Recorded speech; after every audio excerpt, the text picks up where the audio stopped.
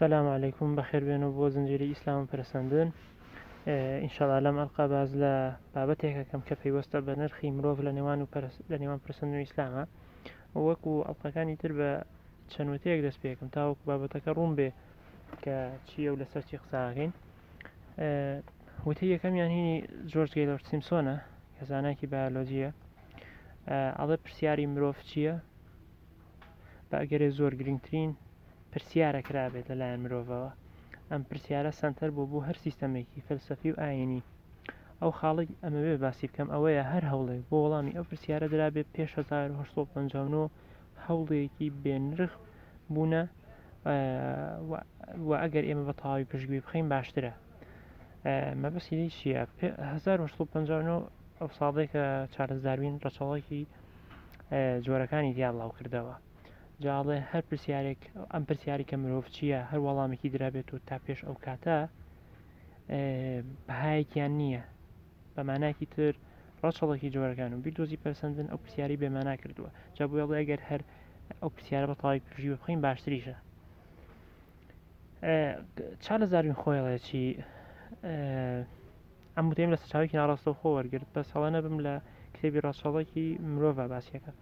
ئەڵێ هیچ جیاوازیەکی بنچینەیی بوونی نییە لە نێوان مرۆڤ و شیردەرە پێشکەوتوەکان لە کەرەستاقلەکانیاندا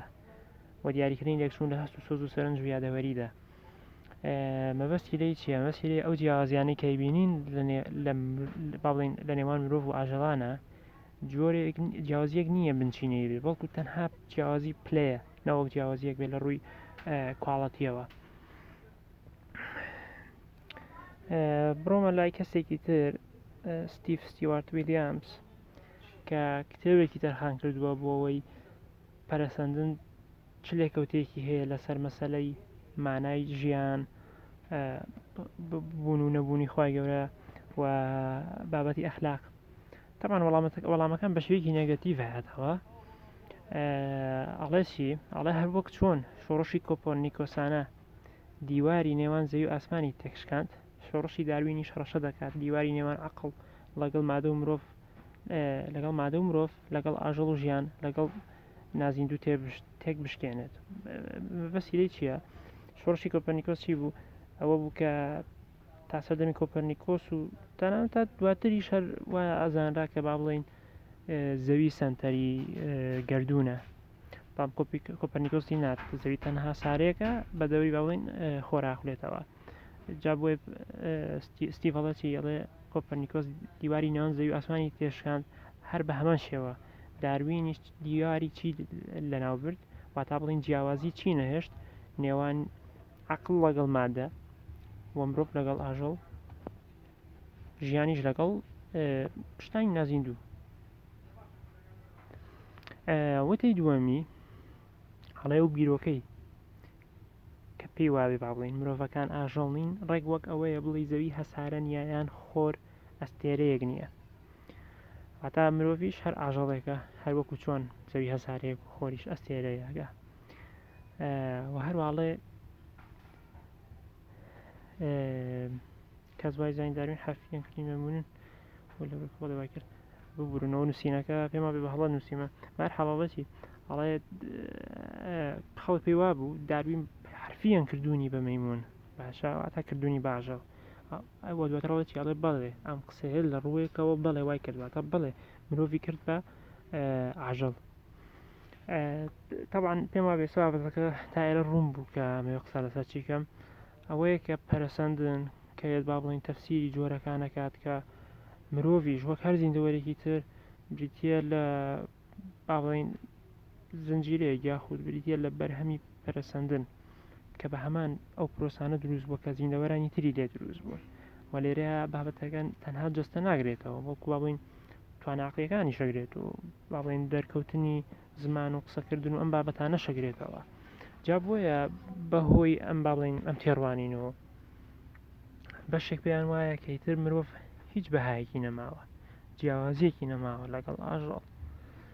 بەڵکو تەنها بریتیە لە ئاژەڵێکی تر. ئەو فەرقانەشی هەیەتی تەنها لە ڕووی با بڵین چەندێتیەوەیە نەوەک لە ڕووی کواڵەتیەوە بێت. جا من لەم ئەڵقەیە ئەوە ڕوو نەکەمەوە کە جەستەی مرۆڤ تا تەنانەت بەشێک لە ڕەفتارەکانی یاخود وەکو بوونی زمان و ئەم شتانە هاوبەشە لەگەڵ ئاژەڵان، یعنی ئەوەی کە لە ڕووی ئاینیەوە سەیرەکرێ بۆ بەهای مرۆڤ بریتی نییە لە جەستەکە، بەڵکو بریتیە لە وەی کە خوای گەورە با بڵین ئەمانەتێکە خاتە سەرشانی و نەفخی و ڕۆحی خۆی پیاکە بەهای مرۆڤ ئالێرەیە و بەمانایەکی تر هەر کاتێک مرۆڤ پارێزگاری لەو فیتڕەتە کرد کە خوای گەورە لەسەر دروست کرد و مرۆڤ بەهادارەتی ئەمێنێتەوە و ئەگەر شکاندی مرۆڤ بەهاین با بڵین نامێنێت. با بچینە لای چەند ئاەتێک کە ینی ئەوەی لێبینین جستەی مرۆڤیش یاخود بەشێکی گرنگی مرۆڤیش هەر وەکو ئاژەڵانە. بۆ نمونە لە سوورەتی سوژدە خوای گەورە باز لە چیەکە؟ باز لە دروستبوونی مرۆڤەکە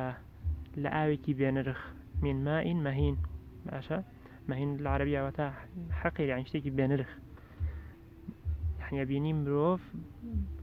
ئەگەر بێتە سەر لایەنە جەستەییە مادیەکە شتێکی بێنرخە، یعنی هیچ تایبەتمەندیکی تیان نییە بۆی بەهادار بێ. وەلایەتێکی تر خوای گەورە باز لە چیەکە؟ بازەوەکە کە ئاژەڵانیش وەکو ئێوەن، باشە لە زۆر شتا وەکو ئێوە ئۆمەتانێکن. لە ئاەتێکی تریانە خۆی پەروەردگار باز لەواکە کە هەموو زیندەوەرێک لە ئاو دروستم کردووە، باشە ئەواتە با بڵین پێکاتی زۆری زیندەوەران پێکاتی جەستای زیندەوەران بەشکی زۆری چییە؟ بریتە لە ئاو. جایترە لە هەندێکیان لەسەر با بڵین سکیان نەخشێن وەکو خشۆکەکان، بۆ نمونە ماروانە، و هەنێکیان لەسەر دوو پێڕۆن وەکو مرۆڤ یاخود باڵندەکان، بۆ نمونە مریشک، ئەڵێ هەنێکیشیان لەسەر چوارە ڕۆن، بۆ نمونە وەکو پشیلەیەک. دواتر خوا فەرمێ خوای گەورە شتانێک دروستەکە کە بیەوێ و باڵا دەستە بەسەر هەموو شتێکە. جا ئەبینی لەم ئاەتانەوە مرۆڤیش کاتێک نەسەر لایەنە جەستەییەکەی هاوبەشە لەگەڵ ئاژەڵان، یعنی دیوارێک ئەگەر وتەکەی با بڵین زمانەکە استیوار بەکاربێنم دیوارێک بوونی نییە لە نێوان ئاژەڵان و مرۆڤ لە ڕووی جەستەییەوە، باشە و فەرمودەیەکیشمان هەیە کە دووبارە دووپاتیەوە ئاکاتەوە کە جەستەی مرۆڤ شکڵ و شێوە با بڵین مادیەکەی گرنگێکی نییە لە لای خوای گەورە. خوای گەورە سێریشی ناکە. پێغەمبەر فەرمێ صلی الله عليه وسلم ئەڵێ إن الله لا ينظر إلى أجسامكم ولا إلى صوركم ولكن ينظر إلى قلوبكم. طبعا آية قرآنی شەیە کە فەرمێ ڕۆژی قیامەت تەنها و کەسانە زیاریانە بێ کە چی؟ کە بە قەلبێکی سەلیمەوە دێنەوە، هەتا قەلبێکی سەلیم بێت لە شێرێک لە کوفر لە تاوان، باشە کەوا بوو ئەوەی کە گرنگە لێرەیە سێری خوای گەورە سێری ئیمانتانەکات کە بە چەندین ئاەتی سەربەخۆ و فەرمودەی سەربەخۆ ئەوە ڕوون و ئاشکرایە ئیمان و ئەو کردارانەی کە لەسەری بنیاتەنەی نەوەک سێری جەستە و شکڵ و شێوە بکە. جا لێرەیە ئەبێ بپرسین کەوا بوو بەهاکەی مرۆڤ لە چیایە؟ لێرە خوای گەورە خۆی پێمانەڵە چی؟ من باڵین لەقەد کەرەمنا بەنی ئادەم، کەرەمم داوە بە نەوەی ئادەم، باشە لە وشکانی و لە دەریایە هەڵم گرتووە و ڕزقم پێیاوە، ڕزقی جۆرا جۆرەگرێتەوە منە طەیبات، وە فەزڵمانداوە بەسەر زۆربەی با بڵین زیندەوەرانی ترە. طبعا لێرەیە هیچ با بڵین بە شێوەی لە شێوان بەڵگەیەک بوونی نییە بڵێ ئەمە بەهۆی جەستەوەکەوەیە مەسەلەن فەزڵ دراوە بەسەر ئاژەڵانی ترە یاخود ئەو کەرەمە بەهۆی جەستەوەیە، نە ئەوەی کە ئێستا لی تێگەین لایەتەکانی تر بریتیە لەم شتانی خوارەوە. بۆ نمونە فەرمێ خوای گەورە فإذا سويته ونفخت فيه من روحي فقعوا له ساجدين. لێرەوەیە بەهای مرۆڤ دەست پێەکە، لێرە خوای گەورە تەسویەی ئەکات، باشە ڕێککردنەوەی ئەکات، جام ڕێککردنەوەیە یعنی ئاسایی جەستەکەش بگرێتەوە، بەڵام لێرە مەبەستی ئامادەکردنیەتی بۆ هەڵگرتنی پەیامە ئیلاهیەکە و دابەزینی وحی بۆ سەری و پاشان فەخت فيه من روحی. لێرەیە بەش باڵێن لە ڕوحی خۆی پیاکە یاخود فوی پیاکە. لێرەیە با بڵین بابەتەکە جەستە نییە، باشە بابەتێکی نامادیە. طبعا ڕۆح چییە و بابەتێکی ترە کەس نازانێت بزەڵ چییە، بەڵامی تر با بڵین دیناسەکانی خستیان لەسەر کردووە. بۆ نمونە ئەچینە لایەتێکی تر خۆی پەروەردگار فەرمێ بە فریشتەکانمان فەرمان بەعفو سوژدەی بۆ ببن سوژدە بەرن بۆ ئادەم هەمووی سوژدا بە بووی جگەل لە ئیبلیس کە با بڵێن لوودبەرزە بێت و ئەبێتە بێباوەڕ لێرەیە دیسانەوە بەهۆی فەرمانی خۆی پەروەردگارەوەیە بەهۆی ئەو تایبەتمەندیە نەو ئەو نەفخە ئیلاهیەیە کە ئادەم تیاتی جا بۆیە بە فریشتەکانەڵێ سوژدەی ڕێزی بۆ ببن ئەینا فریشتە یعنی با بڵێن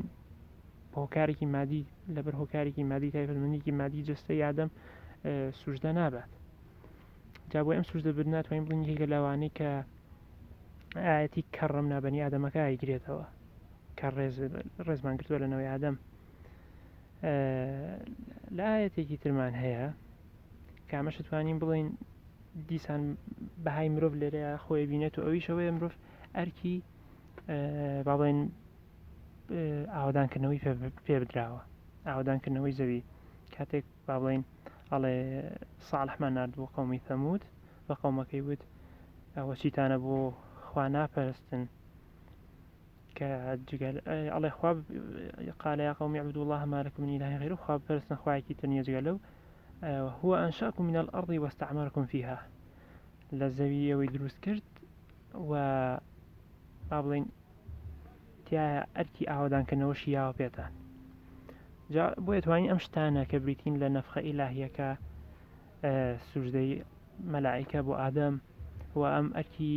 ئاوادانکردنەوە ئەمانەیە ئەبێتە هۆی ئەوەی کەم با بڵێن مرۆڤ بەهای هەبێت جیاواز بێ لە ئاژەڵی تر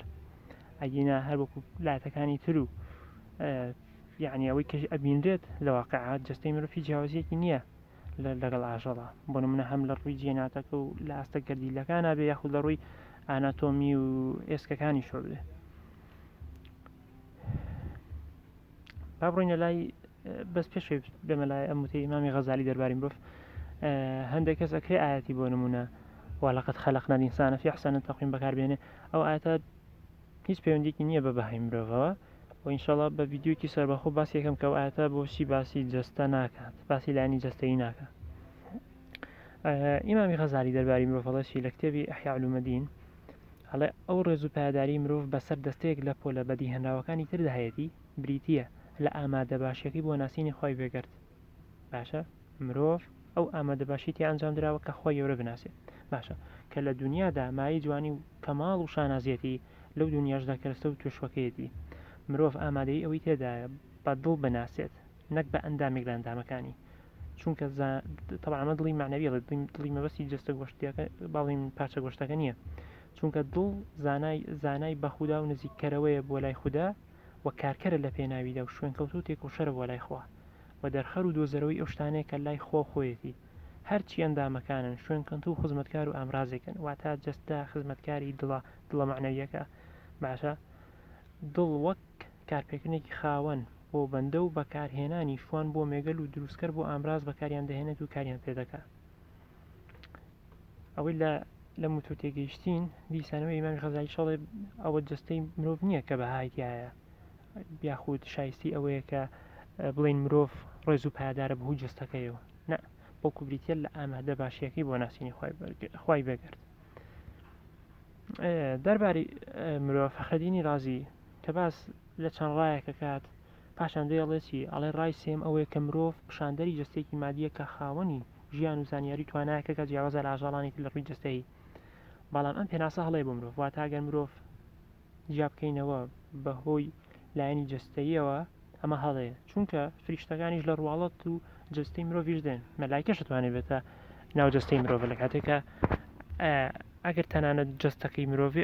ناتوانین بڵێنەوە مرۆڤە یعنی جا لەم حاڵەتەدا مرۆڤمان هەیە بێ مرۆڤ بوون بە پێچوانەوە لە شێوەی بوونەوەری گۆڕا و مرۆڤ بوون دەست دەکەوێت بێەوەی جستەی مرۆڤ هەبێ هەتا ئەکرێ مەسەلەن مرۆڤ بگۆڕدرێت بۆ زیندەوەرێکی تر لە شکل فۆرمەکە مرۆڤ نییە ئەمە مانای مرۆڤبوونەکە لە دەست نادا هەڵێ جا بۆیە ڕەچاوکردنی شکلی جستەی لە دیاریکردنی ئەوەی چی مرۆڤە هەڵەیە لە هەردوو ئاراستەکەەوە وە دواتر ئیمامی غەزالی ئەڵێ کە مرۆڤ بوونێکە نەبریتە لە جستەی مادی نەسروشتی جستەی مادی ئەڵێمە ڕای زۆرینەی ئاینزانانی یا خۆت تیۆلۆجیانی وەکو ئەسفەهانی ئیمامی غەزالیە دیسانەوە ئەمیش دووپاتی ئەوە کاتەوە کە ینی مرۆڤ شتێک نییە پێی مرۆڤ بوون شتێک نییە پێی وەز بێ بە جەستە مادیەکەوە بەهاکە لە جەستە مادیەکەیان نییە بڕۆینە ئەمە تا ئێرە پێم وا بێت گەشتینە ئەوەی کە ینی جەستە مادیەکە بەهایەکی وای نییە باشە ئەگەر بێت و با بڵێن ئەو کەڕەمە ئیلاهیە ئەو نەفخە ئیلاهیە لە مرۆڤ بسەنینەوە بەڵام ئایا لە ڕووی زانستیەوە یعنی زانست ئەتوانێت شتێک جیاکەرەوەیە شتێکمان پێ با دەرباری مرۆڤ یعنی شتێکی ئاشکرایە مرۆڤ خاوەنی من نەتوانێت قسە بکە بەڕوونی ئەتوانێمان بڵین بیر بکاتەوە هێما و سیمبڵ و ڕموز بەکاربێنێ هونەر ئەنجام بە هەروەکو وتەیەکە بیرم ناهیکێ وتی ئەوە ئێمەین پەیپەر یاخود توێژینەوەی زانستی بڵاوکەینەوە دەربارەی ئیپەکان نەوەک ئەوان دەربارەی ئێمە بگەین مەبەستی ئەوە یعنی مرۆڤ جیاوازە لاژەڵ بەڵام بەهەرحاڵ لە ساڵی 2004 بروسلان کە زانایکی بایۆلۆجی جەنەتیکە لە ساڵی 2004 لەگەڵ جەماعەتی توێژینەوەیان بڵاو کردەوە باس یان لە چیەکە باسییان لە وا کرد مێشتی مرۆڤ بە شێوەیەکی زۆر خێراپەریسەندوو بەراوردی زیندەوەرانی تر زانایکی تر بیرم نایەتەوە ئەوانەی یەتە بەرچاوم وتی مێشک یەکێکە لەو شتانەی مشکی مرۆڤیەکێکە لەو شتانەی کە بە ینی زۆر خێرا با بڵێن پەریسەند بە بەراوردی زیندەوەرانی تر یاخود بە بەراوردی ئەندامەکانی تر یعنی لێرەیە زانست ئەتوانێت بە شێوەیەک لە شێوەکان قەتعێک یاخود جیاوازیەکمان پیشان با لە نێوان ئاژەڵ و مرۆڤە باشە قەینا لە هەندێک لە زۆر ڕۆوە با منە لە ڕووی جینات و ئێسک و ئەو بابەتانەوە مرۆڤ قەتع نابێت لە ئاژەڵان هەرها باڵین هاوبەشە لەو خاوانە بەڵام بەش لە ڕوویەکی ترۆگە سێریە قەتعێکە بینی لە نێوان مرۆڤ و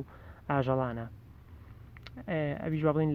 لەلایانی مێشکەوە یا لەلایانی عەقڵیوە لەلایانی درکۆیە جا بۆیە بروسلان ئەڵێ چی کەوتەکانم بە ئینگلیزی داناوە دواتریش لە سەرچاوەکەت وام گەڕێنەوە بووی ئەڵێ توێژینەوەکەی ئێمە یەکەم توێژینەوەی یەکەم بەڵگەی باڵین جەنەتیکی جینی پێشکەشەکە کە مرۆڤ شوێن و با بڵین بەهایەکی تایبەت یاخود بێوێنەی هەیە لە درەختی ژیانە و ئەڵێت ئێمە سەلمانمان کە جیاوازیەکی گەورە بوونی هەیە پەرسەندنی مرۆڤ لە ڕاستیدا پرۆسەیەکی پریڤیلێج نازان بە کوردی چیە بەسەتوان بڵێ بڵێ پشکۆدارە لەبەرەوەی ژمارەیەکی زۆر میوتیشن بازدان ڕووی داوە لە ژمارەیەکی زۆر جینات تاوەکو با بڵین بۆتەوە کاریەوەی کە مێشک بە شێوەیەکی زۆر خێرا جاوشەی ڕەپید بەکارێنێ باڵین بە شێوەیەکی زۆر خێرا پەرە بسەنێ جا لەبارەوەی کە بۆچی ئەم گەشە خێرایی ڕوویاوە باسەوە کە ئەکرێت گەشەی کۆمەڵگا سۆسایەتی هۆکار بوو بێ چونکە بێگومان سۆسایەتی لە سەرەتاوە وەک با بڵین دواتر نییە وەکو گەشەیەکی گەورەی بەخۆیەوە بینیوە جات بۆیە لە ڕووی زانستیەوە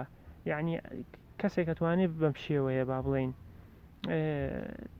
ئارگومنت یاخود بە شێو لە شێوەکان بەڵگە پێشکەشکە کە مرۆڤ